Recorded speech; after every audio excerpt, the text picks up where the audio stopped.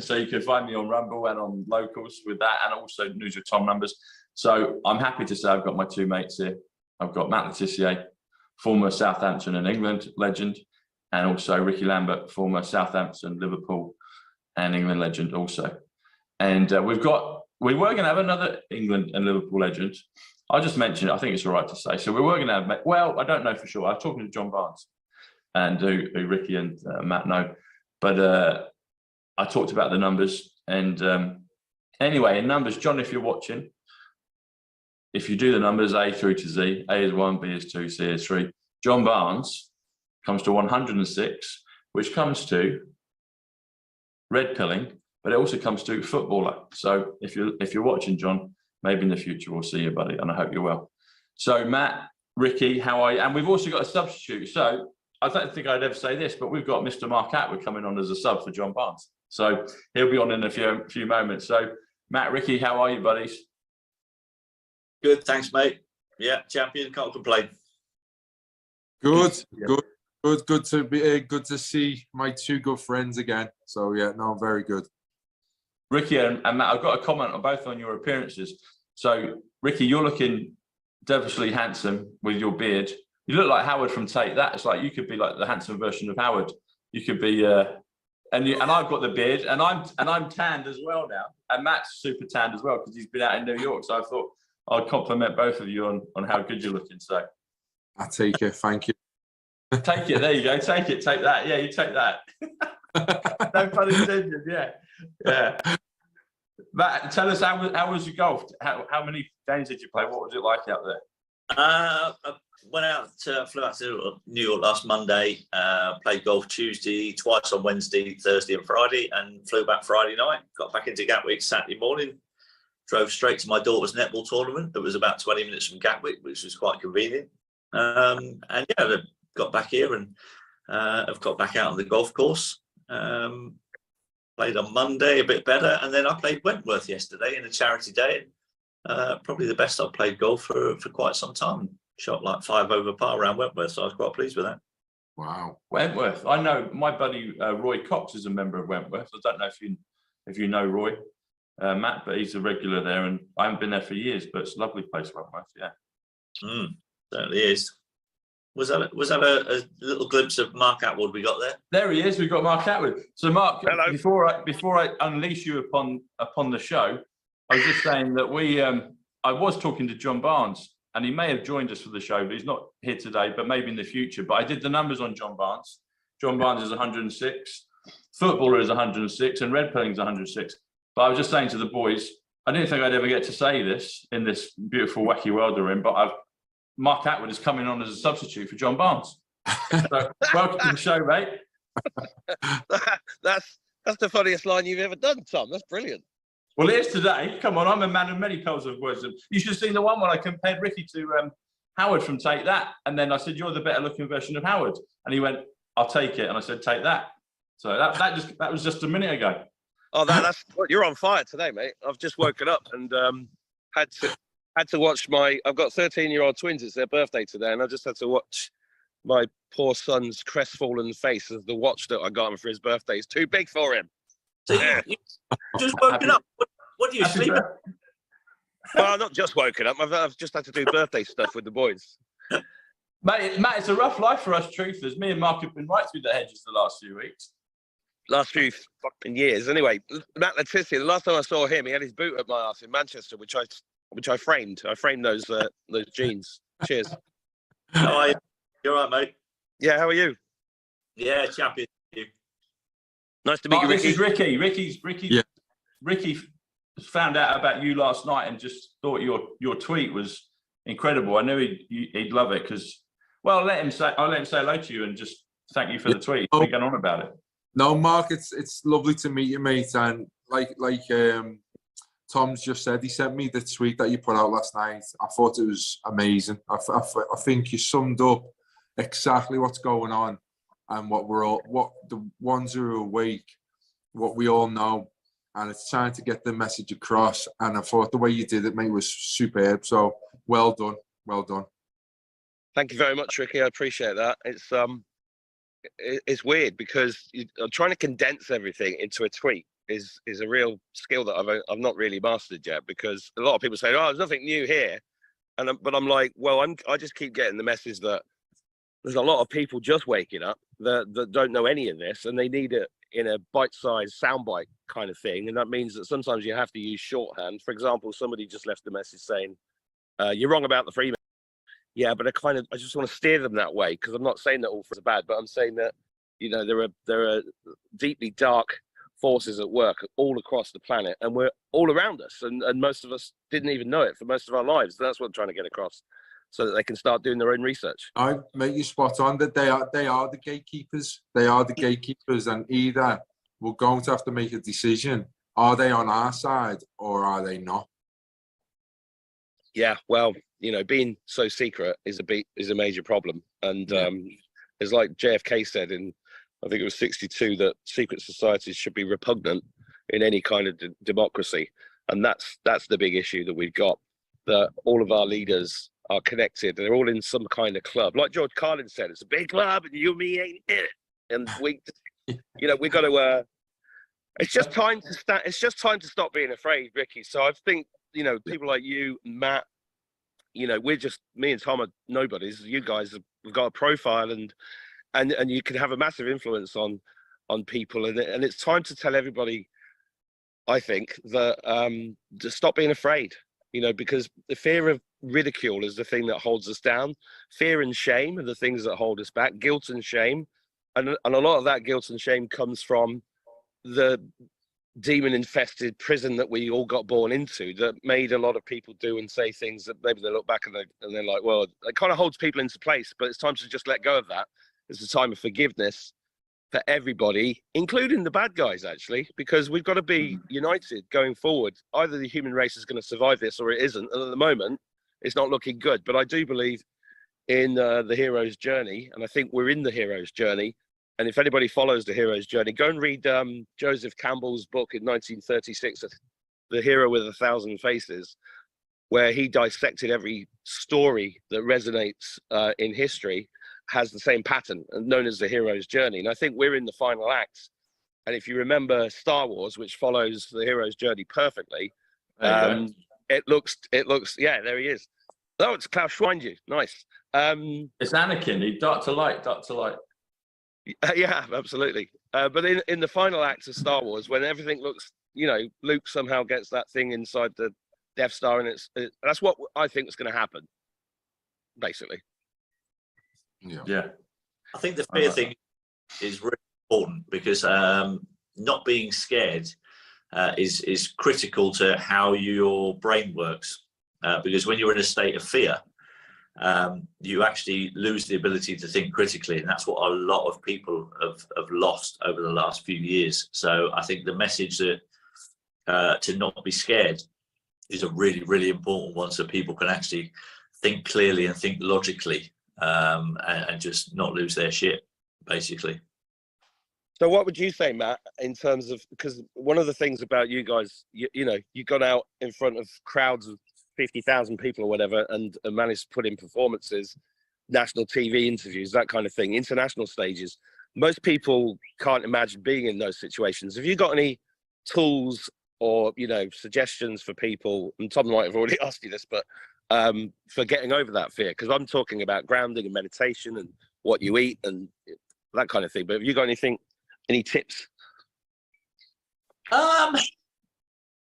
It's difficult for me, because I never really had an issue with kind of nerves and stuff and being afraid and things. That's why I was a penalty taker. Rickie's probably the same, you know. If you've got any doubts, you don't want to become a penalty taker, because, you know, putting yourself in that situation is, you know, it's stressful. There's a lot of expectations on you, and so I was quite lucky, I guess, that I had a mindset that kind of was a bit of a I don't really give a shit mindset, is what it basically boils down to. I don't get scared easily. Just like now, Matt. Yeah. Unless you put me in a plane with a parachute on and go, right, jump out there, then I Let's do it. I've done that. Let's do it. Then I would me shit in my pants. But apart from that, you know, I don't get scared by situations. I don't allow people to hold power over me just because they're in a position of authority. I don't, you know, unless they've gained my trust in some way, then I won't allow them to have that power over me. Do you know what you said, Matt, which I loved, is that you was just a normal person getting on with your daily life, not giving a shit what the did until they encroached on your life and started affecting your life. That's when you started to take your head out of the sand and realize what was going on. And the way you said, when you said that a few years ago, I loved it. I loved it because it just showed you, like, that's what people have to do now. They are intruding on our lives this much that everyone needs to find out what's going on. And you was just a normal person who've gone on to speak to some of the brightest minds in the world and being one of the strongest voices against what's going on. And you wouldn't have done it until you got affected by what was happening 3 years ago. So I love the way you said that. Thanks, mate. Yeah, definitely. Talking of penalty takers, the penalty is excuse me, is 93, Bushnell 93.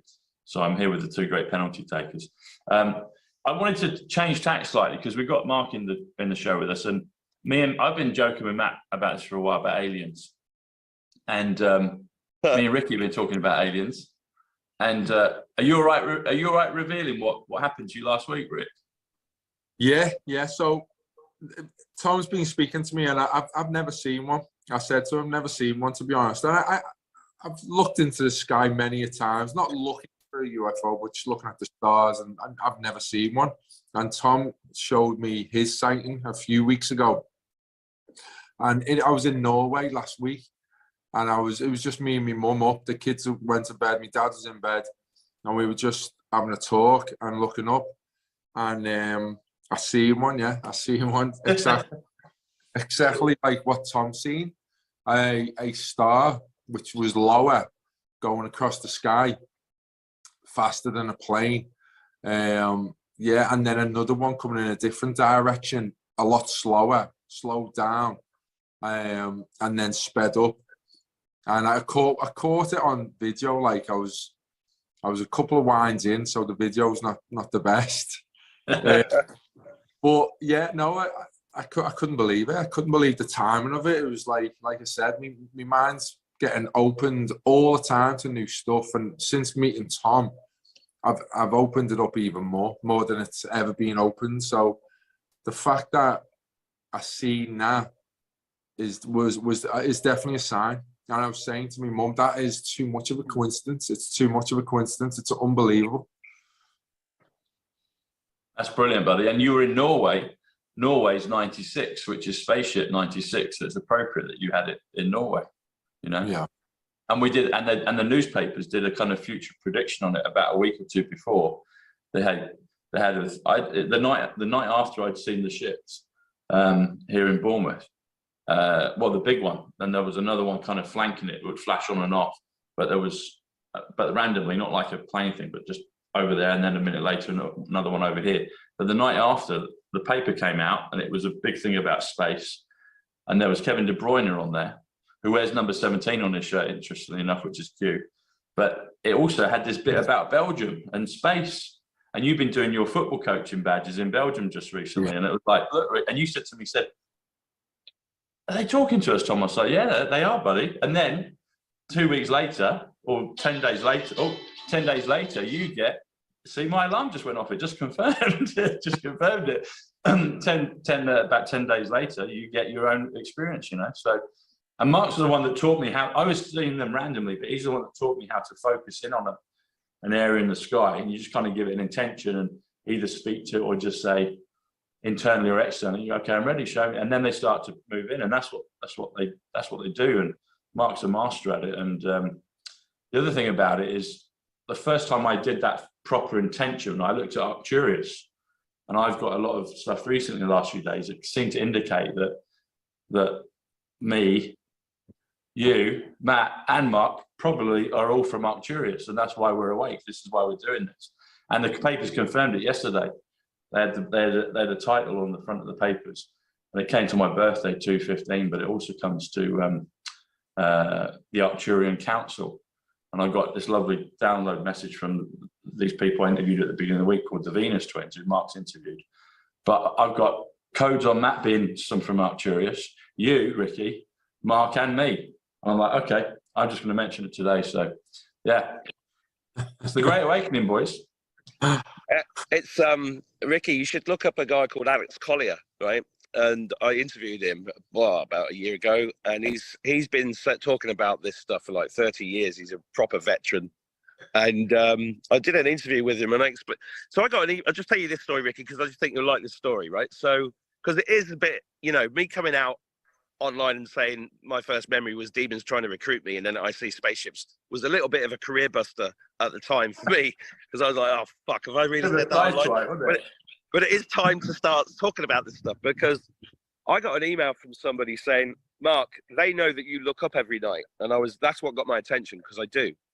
Can you still hear me, Tom? I can see your face. Yeah. Yes. This is all. Yeah. I'm not used to Zoom. And I read this email, and basically the email said, they want you to look up, connect with a star, the one that you feel like you have a connection with, and then ask that star to move left and right and up and down in your mind. Which I did, and then it started moving, and I was like, "Fucking hell, is anybody watching?" And then there was a flash in the sky to the right, and I was like, "Whoa, what was that?" And I heard in my head, "Did you see that?" I went, "Yeah." And there was another flash, and then, "Did you see that?" "Yeah." And then it said to me, "Are you scared?" And I said, "No." And then this beautiful, huge light popped up in the sky above the houses near me. And it just went across the rooftops really slowly. And I was just watching it with my gob open. And then suddenly the sky lit up, and it was a big triangular with round edges, orange, kind of a burnt orange color with loads of black hieroglyphics on it. A ship, huge. And then it just Star Trekked off like that. And I was like, fuck. And I went and woke my son up, and I said, Joe, wake up. And he's like, oh, not another UFO. And I was like, no, this was massive. And then I spoke to Alex Collier, the Andromeda. He's been on the ships before with the Andromedans, is how he describes them. And when I spoke to him about it, he said that was your future self, Mark. And I went, oh, that's interesting. I'd never thought of that. And that's happened a lot. Me and Tom were touring in America last year, and at the end of the tour, there was a guy, I don't know if you know 107. Sat down and briefing all of these influencers, and I was listening to him, and he was going, "Don't talk about the UFOs. They're not from outer space." And then he kept talking, and at the end of it, I said, "You talk about them as if you know what they are." One, and he said, and basically he was going, "Yeah, I do, but don't talk about it." But everybody, so we got, and the other thing is Project Bluebeam, right? At the same time as all these real experiences that are being shared by lots of people like us, there's the whole concept of Project Bluebeam, which is a well-known project that goes back 30 plus years, which is all about the final weapon that they have against us to create the New World Order is a fake alien invasion, which I think the technology for which was shown in that, not the last Spider-Man film, but the one before with the guy with the big round head, with the holograms, and inside the holograms are the drones of the weapons. So it will be like real destruction, but it's all holographic. Magneto. Yeah, no, not Magneto. Jake, I can't remember this. No, I know. Him. Yeah, Jack. Yeah. So it's for me. All these ships are confirmations. I sit in the garden every single night in front of a fire, and they're out every single night. And where I live is the UFO capital of Ireland. It's known as the Roswell of Ireland because there was a crash in '96 in the hills that I can see from my back garden. And there's people here that I've met, loads of them have had alien experiences, well, UFO experiences. And the UFO Society of Ireland was based here for 20 years before the woman that founded it died about 10 years ago. So it's real, but it's connected to consciousness, I think. And it's connected to this awakening. And I think it's to do with your personal frequency. When they know everything about us, right? But they have a rule. And I do think it is interdimensional, and it involves time, because I think in the fifth dimension where we're headed, time doesn't exist. And that's a real fucker to get your head around, because extremely difficult to imagine that when you've been stuck in 3D for your whole life. Yeah. This is the one we got, boys. So yesterday, so if you can see that, the Arcturian Council 215 comes to Inspector Clueless. So that was yesterday's paper. But if you just do Arcturian Council, it takes us back to 182, which is Matt and my topic we always talk about is the flux capacitor. And you're talking about it being time travel and being affecting time. So I think, Matt, when we were getting the flux capacitor stuff over the last few months, 182, that comes to Arcturian Council. And it's like, why did I get that? Why did you get that? Why did we get synchronicity between ourselves? And why are we here with Mark and with Rickie? And we've seen ships, and it's like we're all connected. As Matt, have you seen ships? Not clearly. I do in the summer. I do like to sit out in the garden on my hammock and just have a look up at the stars. But I haven't really seen a clear. I've seen like stuff flying across the sky and thinking, Jesus, that's going quick. But I've never really got a clear sighting of anything. Yeah, I've seen satellites and I've seen stuff like that, but this was, yeah, it was brighter than a star. It was bigger than a star, and it moved a lot quicker than any plane. A lot quicker, even quicker than satellites that you see at night. It was, yeah, it was incredible. But the way you was talking there, Mark, about consciousness, that makes. I was speaking to you, Tom, wasn't I? I think we're going through a moment where everyone's consciousness is getting opened, and I think why they're doing what they're doing is that they're trying to stop it. They're trying to stop the Great Awakening, which is everyone's consciousness opening up, and go like the way you described going through the dimensions. I've been looking into that as well, and it just resonated with me again. It was unbelievable. So I definitely do believe that. I'm still trying to work out, and I've still got questions, and I go back and forth all the time from being spiritually and consciously aware to then asking the other questions of, no, this is the world that we live in, and these people are in charge, and this is the way it is, and stuff like. Do you understand what I mean? Yeah. So, and you remember you were telling me about frequency, Rick? Yeah. You told me. Do you want to share that? Because I was like, that's something I would say to someone on my show, but you said it to me, and I was like, this is Rickie Lambert telling me about frequency. No, I've always thought it, and this was way before I got awakened. When did I get awakened? About 7 years ago. But even before that, I knew everything was vibrations. I knew it. I thought relation,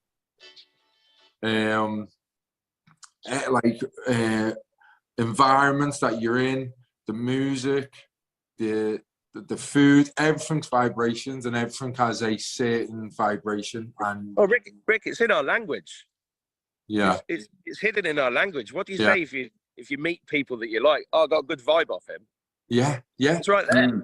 Yeah, it is, and I've always felt that, and I've always felt like meeting the right people, you hit their vibration, and then you think you like certain aspects. It's nice because the vibration is right. And I've always said to my wife, Amy, vibrations are off here. We need to sort it out.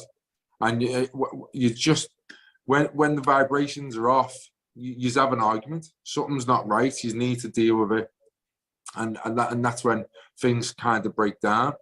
But I'm starting to spiritually become aware, like the way you say grounding, and I'm starting to do that. I'm starting to meditate. Have you had any visions yet in your meditations? No. I've been trying to open my my pineal gland. I got very deep on one occasion, and I forgot where I was completely. but I didn't have no visions. It took me a while to come back to where I was at, but I had no visions.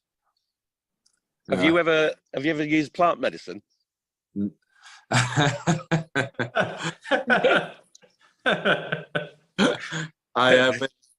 I've had one experience on a certain mushroom, shall I say. Yeah, they're really nice with eggs and bacon. I didn't even say that. Yeah. Little button mushrooms at Tesco. I'll talk to you about this. So I had an experience on mushrooms, magic mushrooms, Mark, and it was I've got to be honest, one of the worst experiences of my life I have ever had. It was one of the best experiences, but it was definitely the hardest time I've ever had. It was horrific. I had a bad one, and I've got to be honest. I went into a loop, and I couldn't get out of it. And I joked to Tom, I was in it for 27 years. Now, everyone laughs at me when I tell them that story, but it felt like I was in it for 27 years. I couldn't get out of it. Interesting number, 27. Interesting number, because have you heard of the 27 Club? No.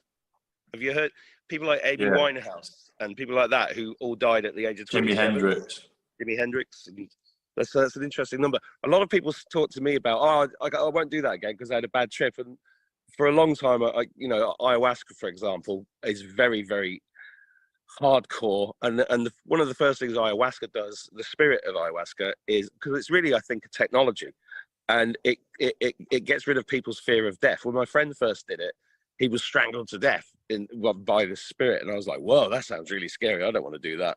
And then eventually I did, because the spirits of these plants call you to them. And when like the teacher appears when the student is ready.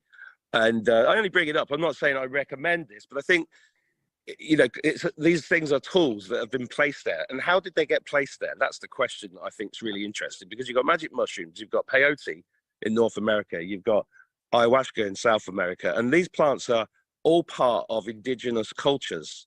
And most of the people that I think have been operating in that field that are good people have told me the same thing. And that is that the spirit of the plant told them to spread across the world, because a lot of people say to you, you can't do ayahuasca if you're not in the jungle. But the facilitators, the shamans, have said the spirit told them to spread it out in preparation for this time, so that more people had an evolved consciousness to help us get through this period. So it is very, very interesting. And the other thing is, it's a bit like CBD was seen as like this terrible thing 10 years ago. Now you can get it pretty much everywhere, right? Because CBD is the element of cannabis that does incredible things for your cannabidiol system in your own body, which can cure cancer. It can release anxiety and depression.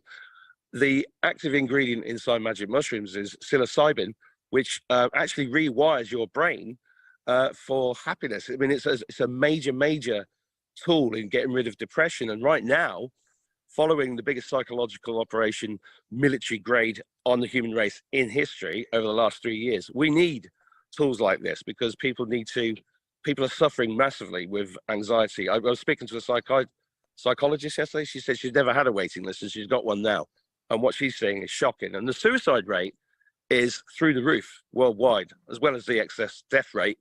And a lot of that is because of all this panic and anxiety. So the reason I'm explaining, I don't even know why I'm explaining this to the audience, is that don't be afraid of these things either. The reason why things like plant medicine have been demonized by the bad guys is because they don't want you to fucking know about them.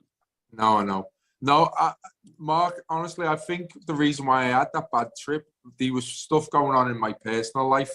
And when I look back, I wasn't in the right place at all to have experienced it. But I had two messages. I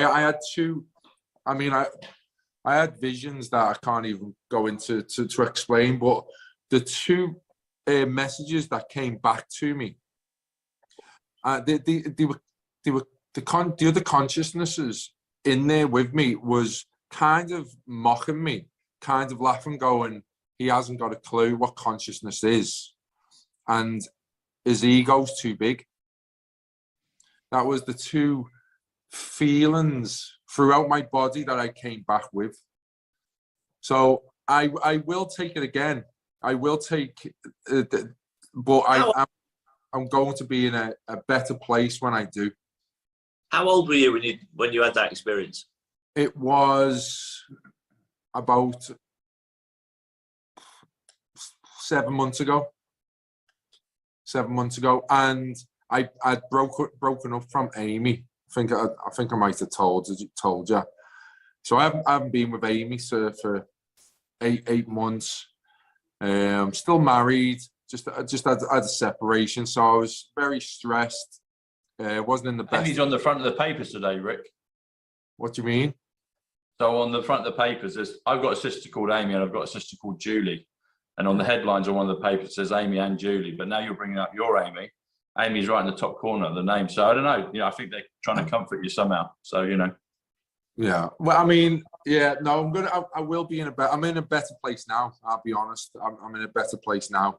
But I'm not ready to take it again. But I definitely will take it. I've spoke to other people saying don't let that experience dictate doing it again, and I won't. 26 ego. You said about ego. I think ego gets a hard rap, but sometimes it needs to be kept in check. But ego is 27 in the numbers, so it's interesting you were there for 27 years, and 27 is code. So you were getting a lot of code. Mark was saying about the changing of the neural landscape with it, but also code is JFK. 27 is JFK, and Mark said you were talking about frequency, and then Mark said it's in our language. I came up with a phrase a few months ago, and Mark said, "What did you say?" And I came up with this thing of Trump. Well, the Trump card is 114, frequency is 114, but also Dove language is 114, which is best language. And he's like, "Well, what do you mean by the Dove?" And I got this set of downloads a few months ago about the Dove being the antidote to the Matrix. And if you know the show Red Dwarf, I was talking about it, and someone sent, we've got a brilliant set of digital soldiers that support us with giving us info and, like kind of reference checkers. If, there's so much out there, but we get nuggets sent in. And I can't remember the person's name, but thank you for it. So Red Dwarf, the TV series, Red Dwarf actually, Red is 27 JFK and Dwarf is Dove 46.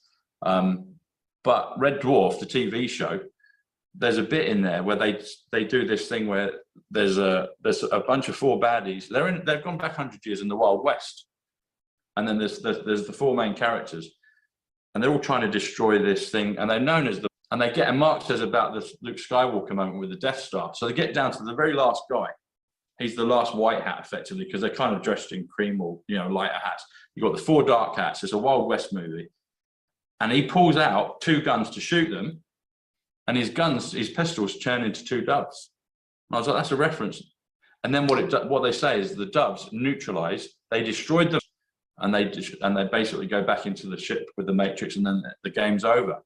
So the dove is really important, but dove language is 114, which is frequency. And it was interesting what I said about that. And vibrate, the word vibrate is 77, which is Christ, which is power, which is hertz. It's all to do with frequency. It's all to do with the Christ consciousness. It's all to do with meditation and vibration and all of that.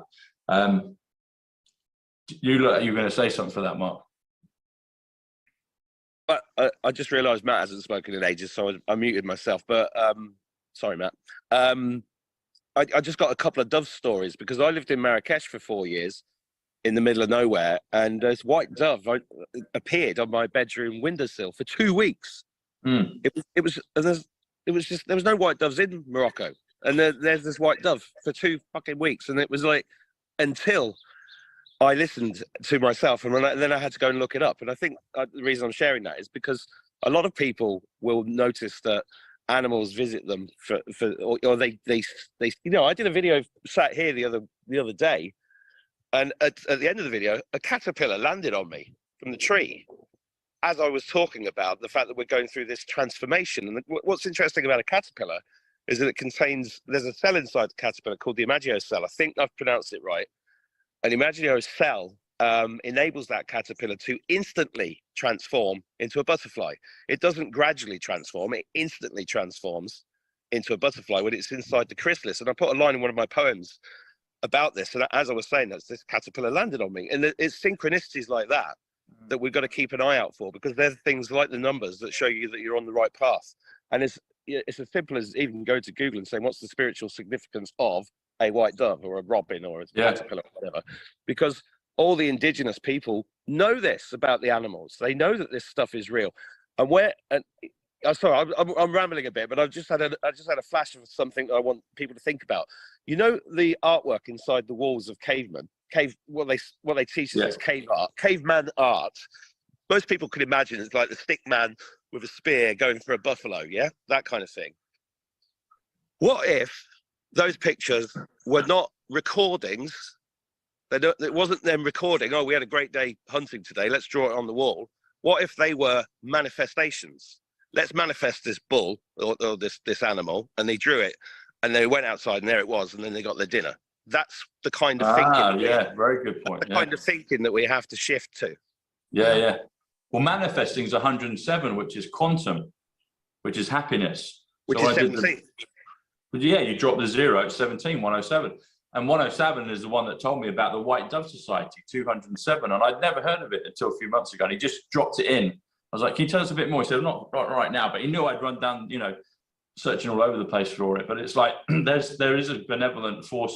I think they're one of the forces out there, one of the groups out there, the White Dove Society, that are helping with all this clear up. I wanted to change tracks a little bit. So I wanted to talk about the elephant in the room. Listen, what's that, Matt? I'm trying to lose weight. You don't have to say that. Well, when I lined it up like that, I was gonna go straight to you with a question. I was like, I'm not calling you an elephant, Matt, but you see, we're on the same frequency. You came out with it. So you're looking as just as handsome as a Rickie. So we're all beautiful. We're all beautiful boys here. Just on manifestation, by the way, just before you change the subject. Right? Yeah. I'd never really kind of given it much thought and all that kind of stuff. And I told this story for like 20 years. And it's only now when I look back. But when I scored the last ever goal at the Dell. I told this story for 20 years, and I didn't even realize what I was saying. But I told the story that on the Tuesday before the game on the weekend, I was told that I was going to be substituting. I was told that I was going to be on the pitch when the final whistle went. And from that moment onwards, I was obsessed with wanting to be the last person that scored a goal at the Dell. And my every waking moment and whenever I went to put my head on a pillow at night, all I was doing in my mind was imagining how I was going to score the last goal at the Dell. I was obsessed with it. I just wanted it. I felt like it had to be me. And then with a minute and a half to go, I had a pretty difficult chance, smashed it in the top corner with my left foot. And so I told this story, but I didn't. And it never really came to my mind that it actually could have been me manifesting that situation. It was. Just that and wanting it so badly that I was able to conjure it up. Well, you guys, you and Rickie must have dreamt about being professional footballers when you were kids. Yeah, you manifest. I mean, I'm a council house kid from Northampton, and I wanted to be a pilot in the RAF. I manifested it. I did it. How? And I didn't realize that was manifesting as a kid. Nobody told me about the law of attraction then. But we are incredible. Our potential is massive. They know that about us because we are the creators of our own reality. That's why they fuck up with. That's why they screw up with our frequency so much, because they're trying to put us off. Firstly, finding that out, and secondly, they're putting frequencies into us so that we create the reality that they want us to live in. So we create our own prison, and they do that mainly through symbolism. If you walk around, I mean, I remember being in London when I was first learning about symbolism. I remember being in London one day, and I just looked around me, and I was like, "Fuck, is that what? And what symbol is in London that you cannot walk 3 steps without seeing?"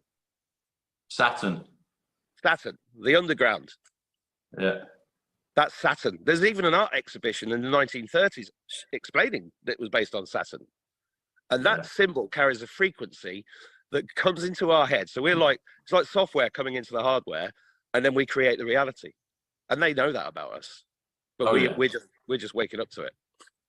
Matt, you said, I remember, so you might not remember this, but the first time you and me met was when you kindly did an interview for me about 12 years ago. I was trying to write a book on confidence in football, and you were brilliant because, you know, you're Matt Tissier, and you turned up and we did a great episode together, and you told me clearly about that last incident at the Dell. So it's amazing how we come full circle and you realise you've manifested that. So I've just done some numbers. The Dell comes to 66, which is happy, and you were definitely happy when you scored that last goal. Matt Le Tissier is 170, bolt of lightning. So add the Dell, add manifesting, which is 107 quantum. It takes you to 343. 343 comes to, I think, that ship that went past.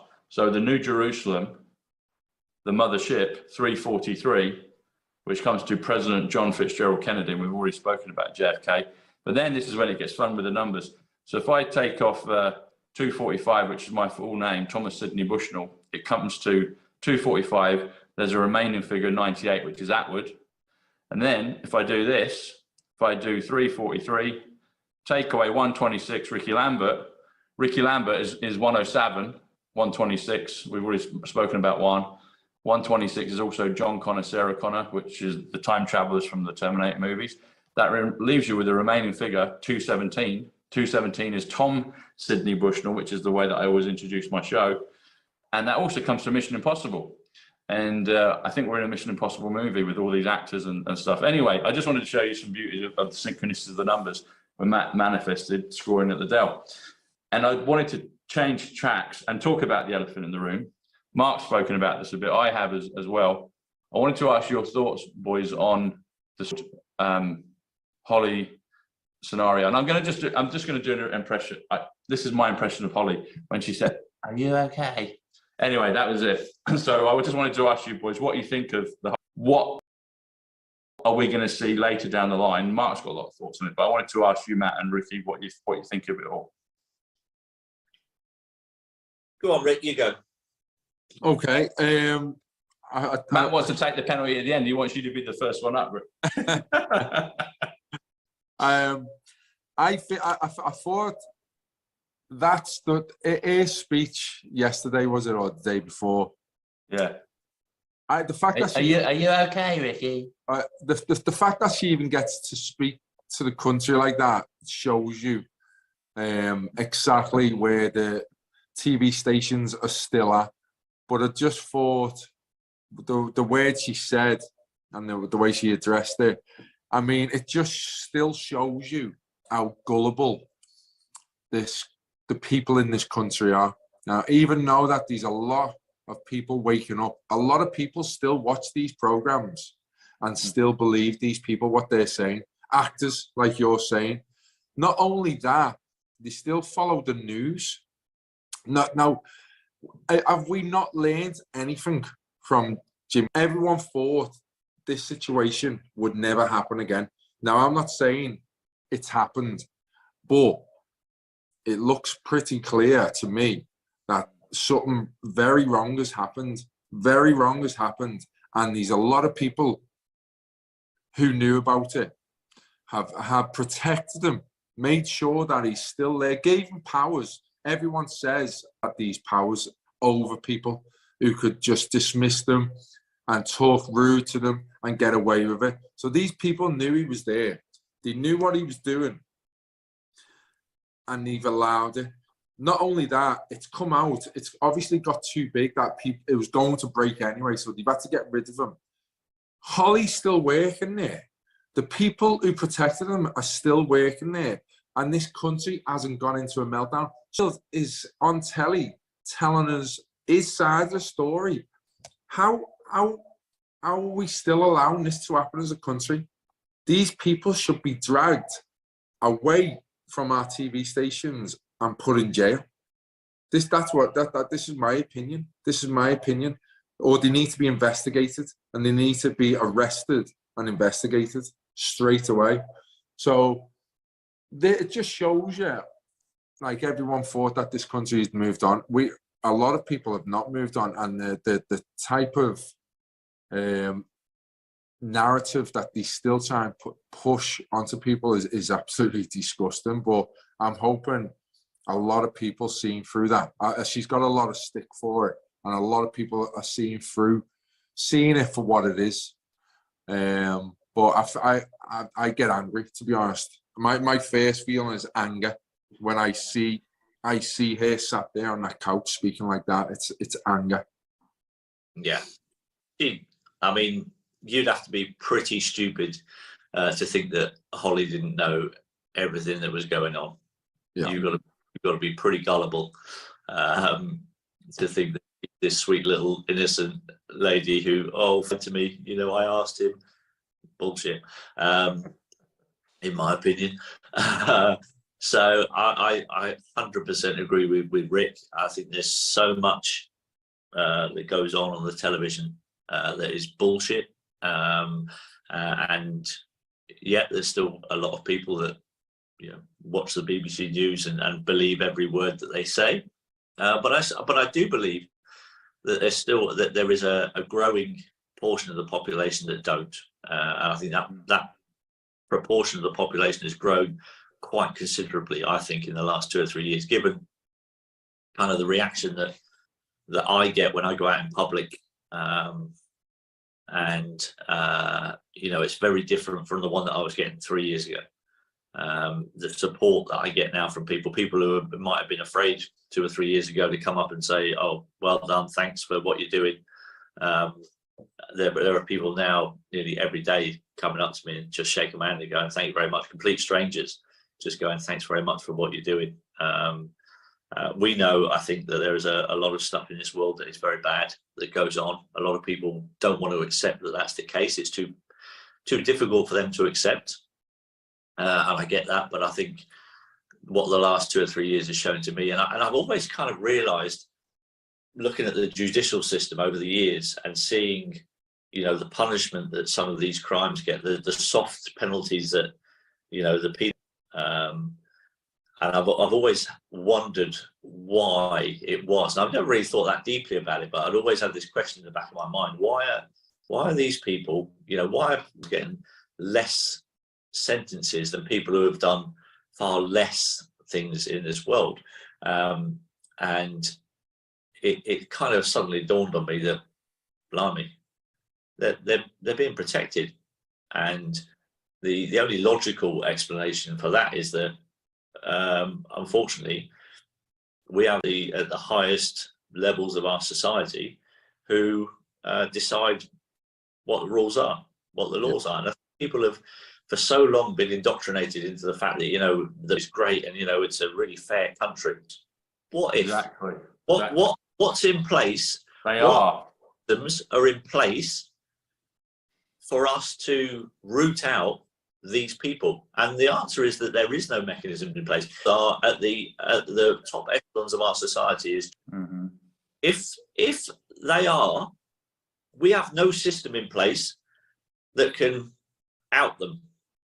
And that is the worst thing about it all. So I'm not even saying that there is definitely in the top echelons of our society. What I'm saying is there is no system in place to out them if there are in those places, and that is what is wrong with our society. Yeah, exactly. The fox is running the chicken coop. It's like that's what it is. I think Mark spoke about it perfectly yesterday, and he summed it up perfect. Ring, and trying to wake people up to actually what they do is it was the hardest thing for me to come across. So trying to tell other people about it is it's virtually impossible because they don't want to hear it. Well, they can't believe that a human being would do that. That's the issue, and that leads you to the point where you go, well, if a human being can't do that, what are they? But then when you start looking, I mean, I got mine taken down 2 weeks ago, 60,000 subscribers, 2 years work, all gone in an instant because I related, but specifically to a really good documentary that everybody should go and watch called, right? That is an amazing film. It's on my Rumble channel, the video that I made about it. But once I posted it, all got deleted, the whole channel, no warning, because somebody doesn't want that connection being made somewhere. And when you look into it, it gets deeply, deeply esoteric. And I've got my own personal experiences of, I did 3 TV shows at Granada TV back in nearly 30 years ago. And a producer told me that a really big producer within that organization had just got married, and she was laughing. And I was like, what's so funny about it? And she said, because we all know he's getting married to girls. And I was like, what did you just say? You know, so God puts you in particular places in your life so that you pick up these bits of information so that you can start piecing all this together. And the shocking fact is that since the Second World War, people need to understand and look up that's the real. And I think personally, and I've been slagged off for it, but I don't care. We have to face this demon collectively to move through it, which all relates to the Hopi prophecy of the eagle and the condor coming together, which is this time that we're in right now. It's like the dark and the light coming through and then emerging into this new consciousness. And we need to unite on this. You know, what we need right now is unity, and we're not going to get it from the police. And people are waking up to that now, because that's all maritime law, and they use legalese to get us into contracts where we have to represent a fictional version of ourselves called the straw man. And we've been conned since birth. And, you know, we're in one great big system, but the dark cannot survive in the light. So that's why I applaud you guys for standing up and coming on shows like this, because it's so important. And if you're watching this, guys, share it. Please share it, because we need people to wake up right now and stand up, because we are many and they are few. Well said, Mark. Well said, Matt. Well said, Rickie. Talking of this whole thing, well, actually, you just remind me of something, Matt, Mark. I'll mention it. So myself and hopefully Mark and Rickie and Matt, you're invited next Thursday on the 15th of June is the anniversary of the Magna Carta.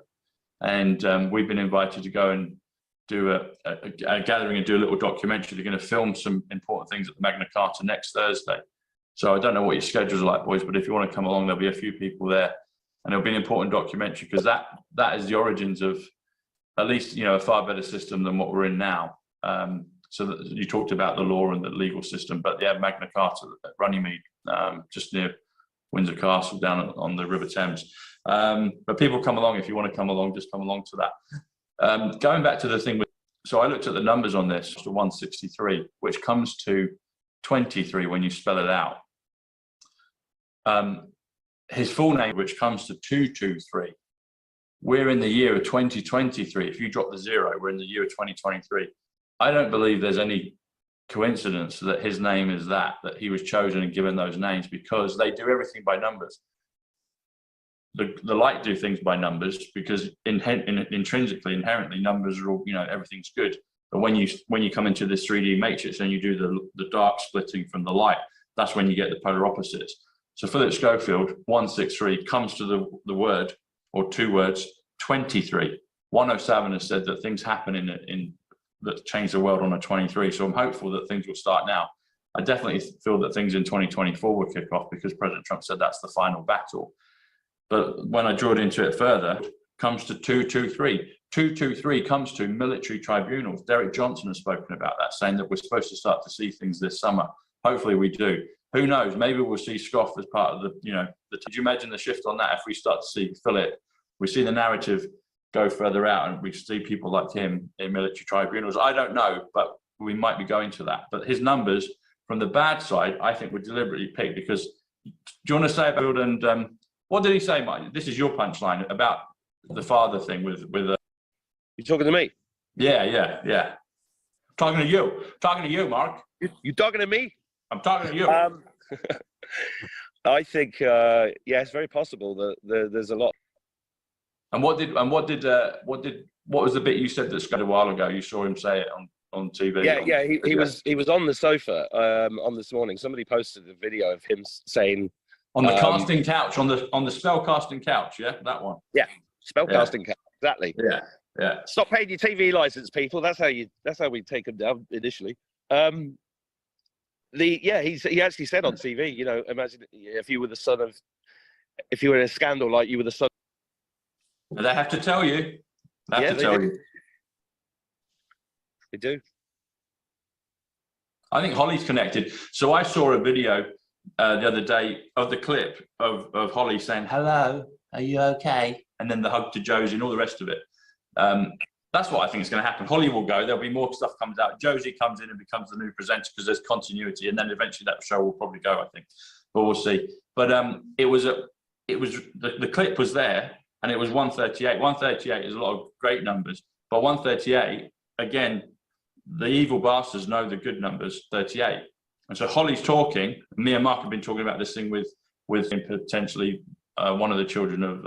I wouldn't be surprised if Holly is. Holly's produced. She's part of the farm. You know, I think she's closely connected. Because how did she get in that position? Why Holly? You know, why Holly?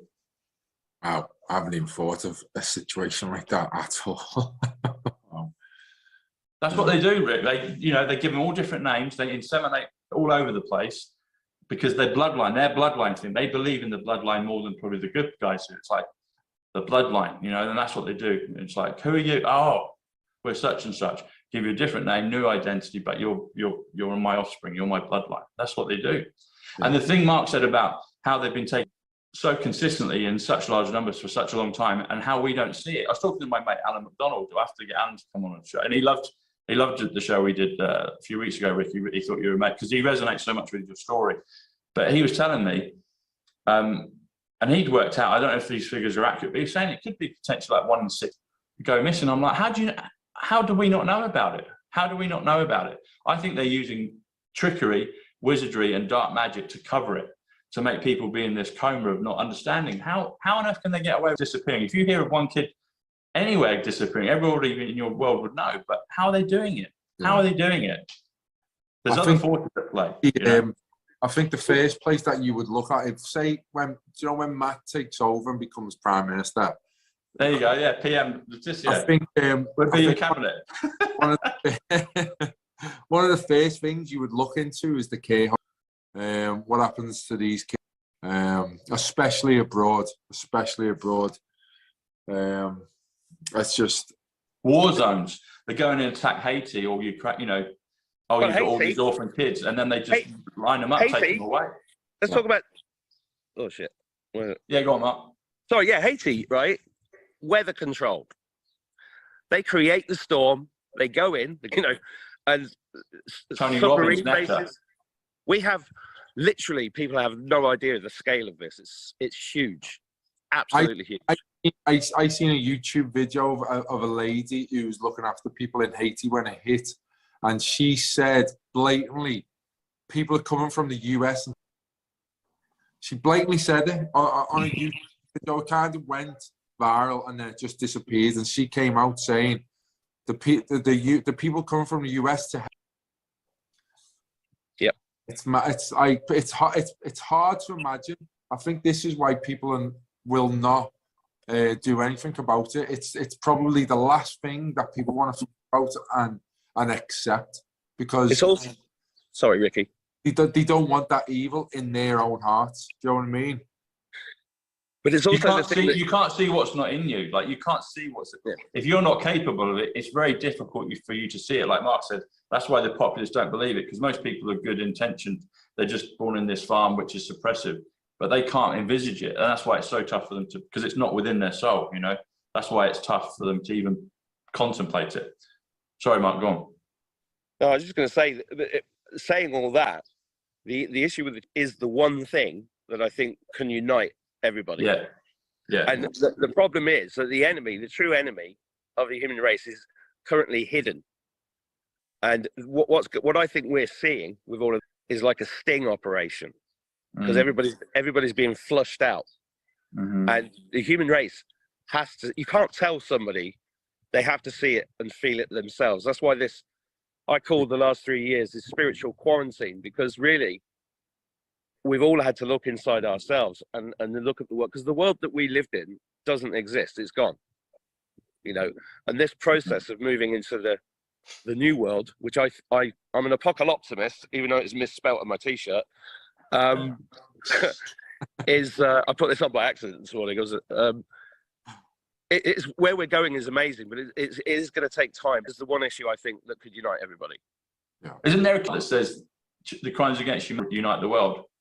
Yeah, and also Q said also that sometimes you have to see things. You can't, Yeah. and you know, and we've all experienced this, because you can't wake somebody up by telling them stuff. I mean, No, I've they had don't people, listen. I've had people stick their fingers in their ears at me and say, you know, they literally don't want to hear it. But they, Cousins blocking me. if they experience it themselves and they see it for themselves, that's why I think my channel got taken. The narrative is being controlled, Yeah. 100%. And I believe that they have time travel. I believe they have consciousness machines. This is all about consciousness, right? When I went to meet President Trump in Ireland the other week, they didn't search my car. They didn't frisk me. How was I getting through security? They've got technology way beyond anything we can imagine. Yeah, exactly. Matt, I wanted to ask, so you've spoken, because you grew up in the Channel Islands and you had a beautiful childhood, you know, you played on the beaches and football, cricket, all the sports. You just had a really good family upbringing. Did you ever in your time see anything around the Channel Islands at all that made you think, that's a bit weird, what's that? No, I didn't really. I was kind of oblivious to everything. Like I say, I just grew up as a little kid, just obsessed with sport, wanting to play sport every second outside of school, and I didn't really see anything that kind of alerted me to any wrongdoing that was going on. I just had as you said, I just had a really happy upbringing. Spent a lot of time on the beach, spent a lot of time playing sport, and yeah, a lot of time dreaming about being a professional footballer. And you manifested it and it happened. Yeah. That's the other thing. That's the thing with the two sides of it, the darkness that people haven't seen. And then the positive stuff where you can manifest and create the world. And that's what I do think. That's literally, it sounds simple, but I think that's what it is. I think humanity is going to wake up to what's been going on. I do believe that all the bad stuff has been, the head of the beast has been cut out. I think a lot of this stuff is good psyops, dare I use that phraseology, to show and wake people up. I can't comment on every single case, you know, because people are dying, people are suffering. But I do believe if we were really in the real shitter, we'd all be rounded up. You, me, Rickie, Mark would all had a knock at the door and we'd have been gone ages ago, I believe. If they were fully rampant and had full control. Now I think it's this staged operation to wake people up, because as you said, Rick, people are still gullible, unfortunately, you know. People still believe stuff. They are waking up. I'm seeing that with close family and friends. They're getting it, and this is the beauty of it. So I was out on the beach the other day, the weekend. So a couple of my sisters, Amy, one of them that I mentioned, came down with their kids, and we just went in the sea. We're in the sea on the beach, and the boys were asking me, they're like, "What's your last name?" And I'm like, "Well, Bushnell," because they've got different surnames because it's my sister's kids. And then one of them said to me, well, Zach said to me, and we got the same birthday, and he's a lovely lad, and he's like, "Oh, what's your last name?" And I said, Numbers, Tom Numbers. He went, "Yeah," and he gives me a high five. Anyway, we're having a chat out in the ocean. I spoke to Mark about this, and they're telling me stuff about future selves. Ethan's telling me about future selves. Zach's talking about super soldiers. They're getting all this stuff online on TikTok. Nate said to me about the Rothschilds, and my sisters are kind of hearing it, and then they're kind of like, and they carry on, you know, getting the sandwiches out and stuff. So, but they're waking up, because I told Amy and Lucy, one of my other sisters, when they came down about 2 weeks ago, they asked them, and I told them, I said, "This is what's going to drop." That he's, you know, and then Amy said when she came the other day, she said, "Yeah," and the next day after you told us that, that's when it all, you know, actually it was confirmed. Well, you know, they haven't said it yet, but they have said it. So they're getting it. They are waking up. But the beauty of it, and I hadn't fully realised, but when I was around my nephews, I realised that the kids are getting it and they're waking up. They're starseeds, you know, and it was amazing. And then I said, if something happens to, I said, me and Mark's channel has been taken down. A lot of us are getting a whack. I said, if something happens to us, if we disappear for a while, we're just in protection. We'll be back in a few months. And they said, then we'll carry on your legacy. So the kids are getting it, which I think is amazing, because they're the new generation, you know.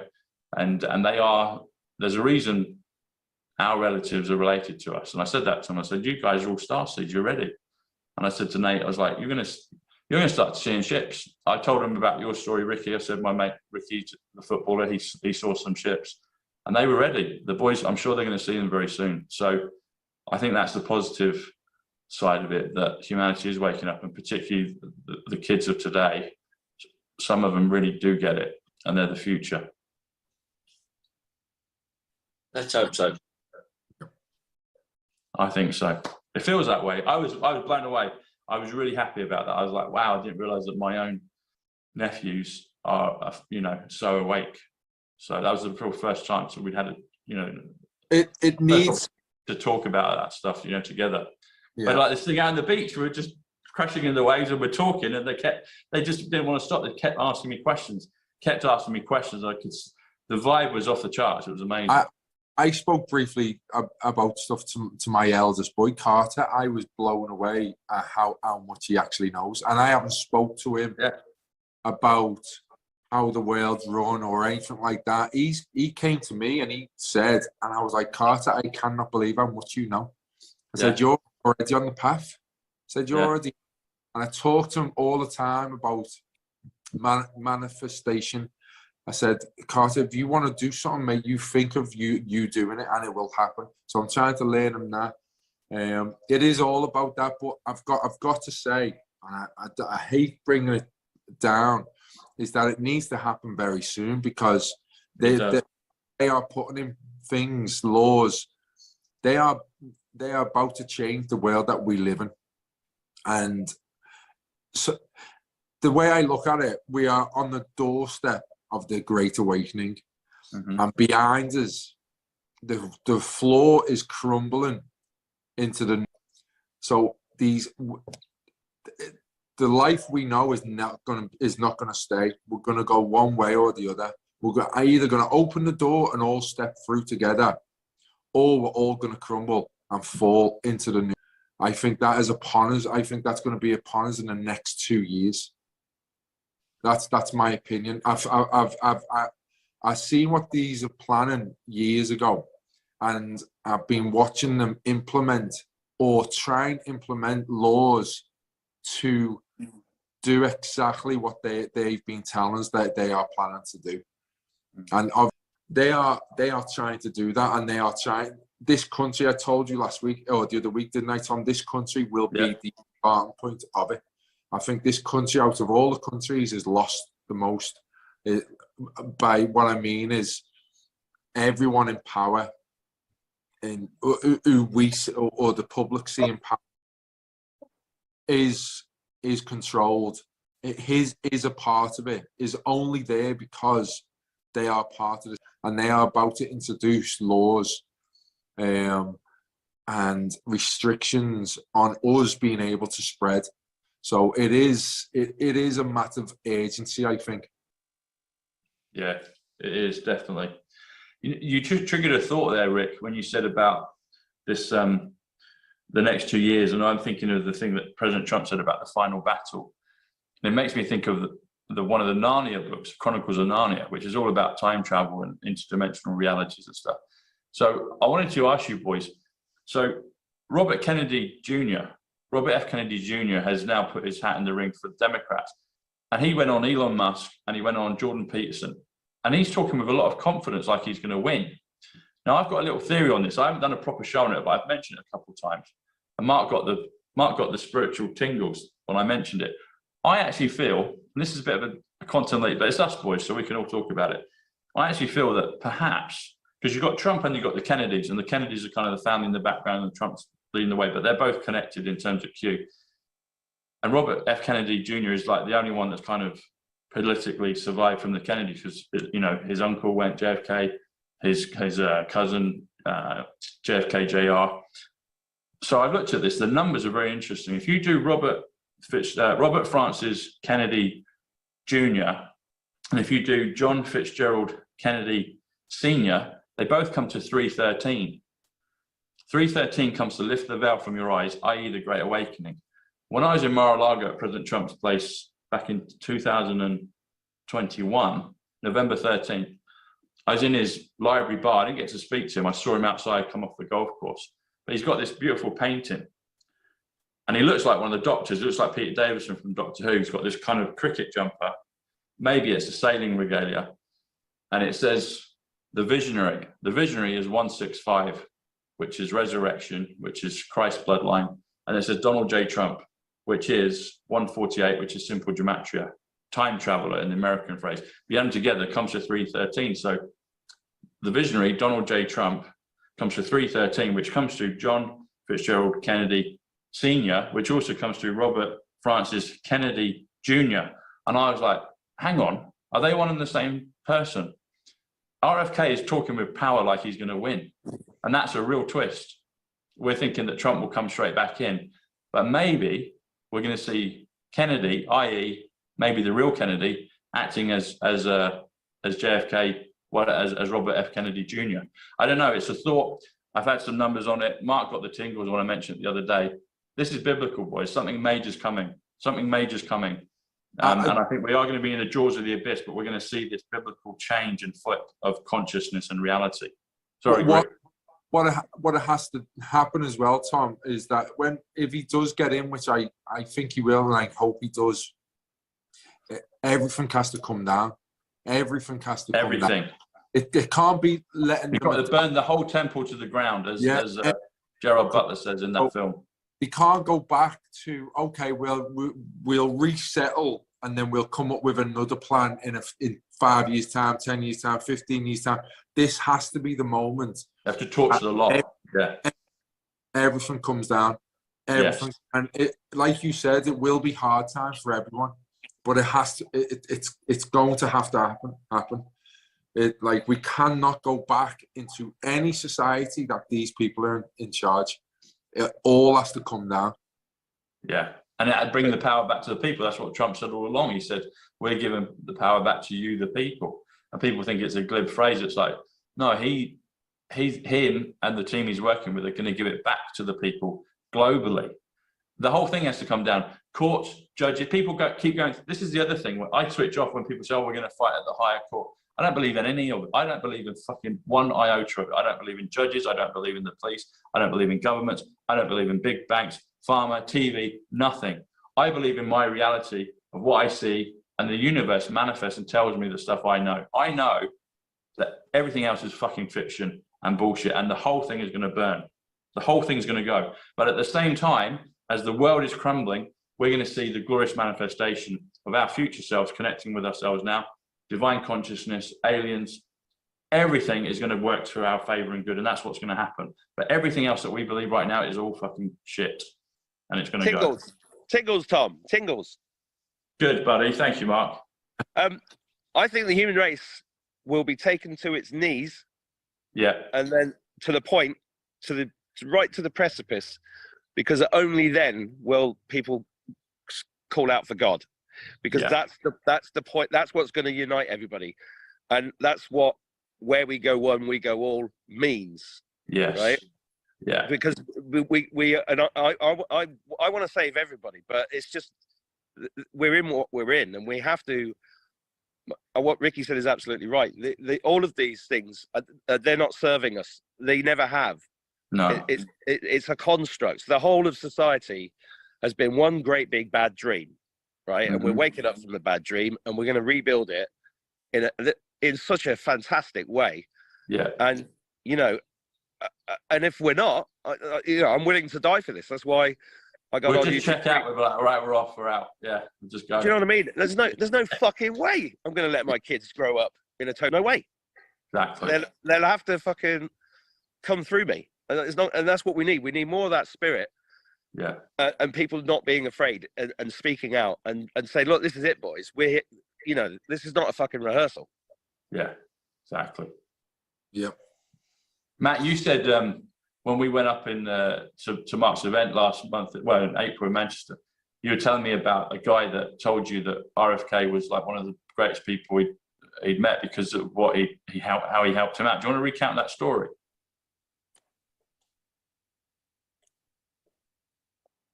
Is Matt still there? He's muted. Oh, can you hear us, Matt? Sorry, I muted myself because my dog was barking quite loud. Remind me, Tom, because I've had a lot of information come in my way in the last 2 months. Yeah, there was a guy, I think he was one of the doctors maybe, or someone quite significant in you, but then you said that RFK helped him, basically went out of his way to help this guy. and it was looking at. Yes, that was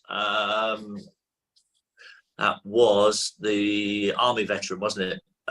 Andrew G. I think it was. Is that Andrew G. Huff? Huff. Okay. I think I'm pretty sure that's who it was. And yeah, he was a whistleblower. Yeah.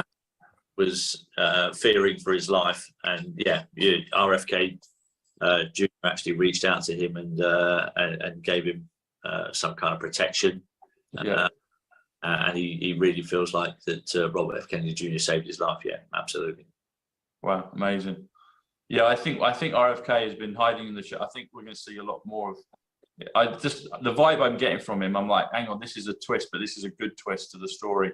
And like I said, I made the comparison about the two, his uncle and him, and people think, well, how can that happen? It's like, well, you know what? Anything's possible in the quantum realm, and that's what we're going into. And it's like, it does. I'd have to do a proper piece on the thing with the magician's nephew, but the magician's nephew is one of the Chronicles singers. Like, well, who's the magician? Perhaps it's JFK, and who's his nephew? It's RFK, and maybe they're one and the same plane. Anyway, we'll see where it goes. You've got the depiction in the film, The Prestige. Christopher Nolan, who's a white hat director, he's got the whole thing of this kind of like almost like this Tesseract time travel wardrobe device shown in that film in The Prestige with Tesla physics. So it's interesting to see. But yeah, what do we think, Tom? What Yes. do we think of the Mel Gibson 4-part documentary that's going to be coming out on have you got thoughts on that? That's very interesting. I just saw that briefly. I saw that I think yesterday or the night before. That's very interesting. So Jim Caviezel was a friend of mine who's the actor who played Christ in The Passion of the Christ, and Mel Gibson directed that. And Jim was very vocal in the beginning in terms of things. I think he's been filming and it's been a little quieter in the last year or so, but it's coming out again because they're doing the press stuff for the film The Sound of Freedom, which is all. And I was at Jim's private studio in California in 2021. And I met with Jim, and because we've been talking through lockdown, probably hundreds of, we became good friends. I haven't seen him too much recently, and I hope, if Jim, you're listening, I hope you're right, buddy. But that film is coming out. So yeah, and Mel Gibson did the director's cut of that final piece that's going to be for The Sound of Freedom. So they're doing this kind of, they're doing this release of the film in, I think it's July. But the 4-piece documentary, I don't know too much about it, but I think it's really powerful that someone like Mel Gibson's doing that. There's a clip of President Trump at a wrestling match a few months ago, and Mel Gibson's in the crowd, and Trump's walking along, and Mel Gibson just salutes him in front of everybody, and it's like, so Mel Gibson knows what's going on, and he's obviously been very vocal in the past about things. And talking of I mentioned this before, but people that don't know, do you remember when Google changed the name of their browser to Chrome? That's Symbolism. what they're saying, and they have to tell you in plain sight, and they're taking the piss out of people. Symbolism And when you know will what be they're their doing from, downfall. it's horrendous. Go on, Mark. Symbolism will be their downfall. Exactly. Symbolism will be their downfall. Yeah. Yeah. There's a thing in New York, in New York, in Manhattan, it's in the underground. There's an actually piece of modern art. Early on in lockdown, Central Park, you had the Mercy ship. People like Jenna Jameson, the porn star, she was speaking, and there was a tent in Central Park, and a lot of people said that that's where they were doing some of the rescues. But if that's true, Central Park is 119, which is also a redemption as well. So the two things are these numbers. The bad ones know the power of the numbers, hence they marry up to the good ones. Mary Magdalene's 119, but they've been doing it in plain sight for so long. Like Mark says, it's symbolism that will bring them down. But yeah, Matt, about Mel Gibson, I think that's incredible. Mel Gibson. So this is interesting. Mel Gibson's 96, which is Spaceship, which is Norway, and that's where Rickie had his first revelation of the spaceships. And me and Rickie share almost the same birthday. February 15th, mine, February 16th. So we're kind of like soul twins next to each other on the dates of birth. But February is 96 as well, which is Spaceship, which is Atlantis, which is Norway, which is Mel Gibson. So it's a good question, Matt. I think I'd be excited to see what that is. I think that's, for it to be, is it on Netflix, you say? Is it a 4-part series on Netflix? I don't know where it's coming out on. It didn't say that. Okay. Regardless of where it's going to be, though, I mean, that's really powerful. So that's the thing. It's like that's why we keep saying it, but it's so powerful for boys like you and Rickie to come out, because you've got a public profile. Then the people will believe it. That's what people can't do. We're going into a quantum leap realm, but people need to take step by step by step. It's too much for most people to do a quantum leap. There's going to be that point, but they need a step. They need comfort. They need reassurance. They need familiarity. So when people like Mel Gibson, Jim Caviezel, you, Matt, you, Rickie, other people coming out that are in the public eye, that is so powerful, because then they're like, well, he's saying it, she's saying it, Roseanne, you know, it's like she's saying it, he's saying it. Then that gives them permission to venture into it, and they're like, fuck, this is really scary, but these people I know, these people that I've enjoyed their entertainment, these people I trust, these people I feel a connection with, that's when it's safe for them to proceed into the dark, you know. That's why it's so powerful what you guys are doing, you know. Cool. All right, boys. Well, I think it's been a great show. Any concluding thoughts or questions before we wrap up? I've absolutely loved it. I've absolutely loved it. Especially speaking to Mark and meeting Mark. I think it's been fascinating. So, no, I think, like I said, I think it's very important that we do start speaking up. I know that there's a lot of people who are in the public eye who do think like us and are choosing not to speak up. My message to them is, if we don't succeed, if we don't prosper and we don't turn these people over, can you imagine the future that your kids are going to live in? Can you imagine the future that you're going to live in? So imagine the consequences of you speaking up, which you will have consequences, but imagine the consequences if you don't speak up. Please understand the consequences if you don't speak up. That's what I would like to say. Here, Rick. Well said, buddy. Thank you. Thanks, Rickie. It's great to meet you too, and I 100% agree with you. This is it. This is what we came here for. That's the exciting part of it. And you know, can you?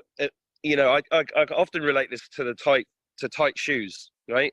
If you put on a pair of shoes too tightly, then they feel amazing when you take them off. But the only reason they feel amazing when you take them off is because you put them on tightly in the first place. So we're in this situation now where we're going to stand in our power for the first time ever, and we're going to ascend beyond this. And if we're not, we're going to die. And that's actually quite beautiful in and of itself. And my key understanding is that we are eternal spirits. Death is an illusion. That's the fear of death is the thing that's kept us in this bloody trap all this time, because we've not remembered that. So everybody watching this needs to work on themselves, remember who you really are, connect to God, meditate, do all the things that I've said on the Twitter video yesterday, and keep an open mind, because we're here for you as well. Especially if you got duped and you fell for it and you got the thing and everything. We're still here for you, and I believe in miracles, and I believe in God, and I know that I believe in us. I believe in the human race, and that's what keeps me going. Yeah, absolutely. And I think my message would always be, don't let the television scare you. Try and watch as little of it as possible, quite frankly. And remember that we are the many and they are the few, and we will win. And I am absolutely 100% certain about that. Exactly, buddy. A man that won many close football matches at the death and never got relegated, Matt Le Tissier knows. He knows what it's like to go to the wire and then manifest victory at the end. So I agree with that, boys. And just a nice little piece of the numbers finishing off. So Matt Le Tissier, 170. Had Mark Attwood, 141. Had Tom Bushnell, 141. Had Rickie Lambert, 126. Comes to 578. That's a large number, so I always like to take off 369 because they're the Tesla numbers. So you take off 369. That leaves you with 209. And Matt, am I right in thinking, didn't you score 209 goals in your career? I certainly did. Well, actually, it was 210. One of them got taken off me by the dodgy goals panel. I knew it. Never. And then if you do that, so we talked about JFK and we talked about code, and we also talked about your number 27, Rickie. So that leaves you with flux capacitor 182 plus 27, which is JFK, which is code, takes you to 209. 209 actually is also James Patrick Caviezel, who Jim Caviezel, the actor that played Jesus, and he's in the Tim Ballard movie, The Sound of Freedom. And also that comes to Arcturian Council code, or JFK Arcturian Council. And I said at the beginning, I think all you boys are all part of this. So anyway, God bless you both. Rickie, I love you, buddy. Matt, I love you, buddy. And Mark, I also love you, but you've just left. But you know that anyway. So, all right, boys. Thanks a lot. Oh, how can people find you? How can people find you, Rick? You're on Instagram, yeah? How can people find you? I'm on Instagram. What's your handle called? God, Lambo 07, but it's a 4 for the A. But if you just look up Rickie Lambert, my name will come up with the blue tick. And then you, Matt, on Twitter and on Getter, yeah? Yeah, both same handle on Getter and Twitter at MattTheTiss7. Okay, awesome. I think this is going to get on my locals, but I'm going to put it out on Rumble as well, because I know we won't survive on YouTube with this particular show. I'm just going to put them out simultaneously so everyone can watch them. But everyone that's watching, do share it, like Mark said, because this is an important message. This is the crux. This is the pinnacle. This is when we need to stand up together. So, all right, boys. Thanks, Matt. Thanks, Rickie. God bless. Cheers, boys. I am going to join Twitter as well, so I'm going to join Twitter. So, Matt, look out for me. Tom, look out for me. Good. All right, Rickie. Yeah, we'll send that around and get everyone following you. And I don't know if it's possible what your schedule's like, but there's that Magna Carta event on next week, 15th of June. I don't know if it's possible for either of you guys, but if it is, come down. I'll have a look and let you know, mate. I will. I as well, Tom. Thanks, Rick. Cheers, Matt. Cheers, boys. Rick. Take care. Cheers, bye. Bye.